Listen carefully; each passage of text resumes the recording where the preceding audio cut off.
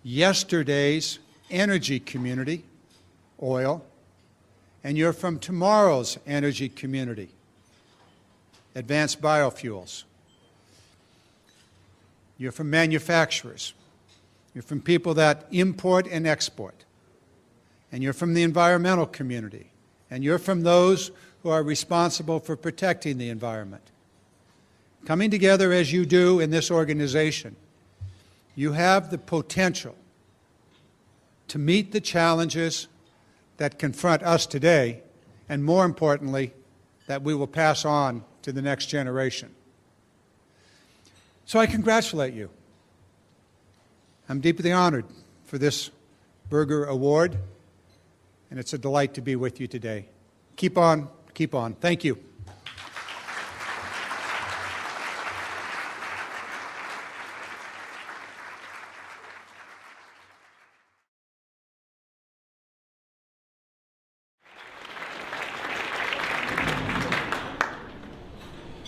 John says I'm supposed to answer a question, or two or three. So, he has a schedule. He has to be out here at 1:30. Well, then, time to go. No question. Yes, John. When will the recession be over? When will the recession be over? When America goes back to work. And the deficit will also. The current deficit is not going to be solved until we actually go back to work. Because we see the economy and the situation it is, and whatever the tax revenues are, whatever we set the tax rate at, we will not be able to solve the deficit until we have much higher employment and the revenues coming from that. We have to watch our expenses very carefully, and in that regard, there are some real serious challenges for the Bay Area. The funding that we would rely upon for those 5 things that I talked about, they're rapidly diminishing. The educational funding, Pell Grants, for example, seriously cut back by the current year's budget and the proposed budget by the Republicans. Research, seriously cut back, both medical as well as the research at the other institutions. Transportation, and support for manufacturing. All of those are investments that government in part makes, but they're being seriously cut back and eroded. So we're going to have a challenge. And so it's going to be, it's a difficult, very difficult. You had a question? The funding for infrastructure has been an element of an economic priority in this country since the construction of the railroads. It used to be bipartisan. It used to be supported by Republicans and conservative Democrats. Is there any chance of going back in that direction? What happened? I'll restate the question in the first of the two that you asked. The question had to do with infrastructure. It used to be bipartisan support. There was a general understanding, both Democrats and Republicans, conservative or liberal, that infrastructure was important and people were willing to fund it, tax and fund it. The next question you asked was, what happened? No, the first question was, will it come back? And then the next question is, what happened? In the short term, that is for this year, it's going to be bad. The budget, there are two parts to the budget that are being in place right now. One is a reduction of the general fund support for transportation, for infrastructure, seriously cut back as a result of the new Congress. Just really whacked it back. And for infrastructure transportation piece of it, relying solely upon the excise taxes, which are diminishing. You know, gas goes to $4 a gallon, and you've got a gallonage tax. Demand goes down. People don't want to buy as much $4 as they would $3 gallon gasoline or diesel, and so the revenue drops. So that's where we are today, as we're seeing a decline. We're talking about renewing the Transportation Act, whatever they're going to call it, and funding it at about 50% of what is needed to maintain in good order what we have and to build what we must just to keep things moving at the same pace. So that is a real serious problem. It's going to be felt in every sector. There was a very, very serious cut in the budget for the Corps of Engineers, dredging across the nation, levee protection, so on and so forth. And by the way, we like trees on our levees. Okay? You got that, Colonel? Thank you for the award, but we do like trees. So we're seeing that we're kind of at one of those places where which road are we going to take here? And it's the road of stepping up and investing or pulling back. And right now, it's undecided. You'll see this play out the rest of this year of stepping forward, making the critical investments. And I chose to talk about 5 critical investments that in my view, we have to make, or else we subject ourselves to long-term decline. Some may disagree with that, but that's where I'm coming from. So those long-term investments they're on the table. All of them are on the table, in various ways. And we'll see how it turns out. It's hard to say. The elections are coming, and they're already underway. So the Congress is very conservative, very, very conservative. The deficit is on the top of the radar screen, and there are those that would solve it with immediate cuts, which in my view could be long-term problems. And as I said, the deficit in my view is a long-term issue. 5 years minimum, 10 years probably, to bring it under control, and we can do it. We actually did it in the 2000. We were running a surplus and we were paying off the debt. That was in 2007, 8, 9. Then the policies changed. I think I see John beginning to edge up. One last quick question and then I'm on my way. Well, I'm going to be on my way, and guess where I'm going to go? I'm going to go see the new Caldecott Tunnel. Anybody want to go with me? Thank you.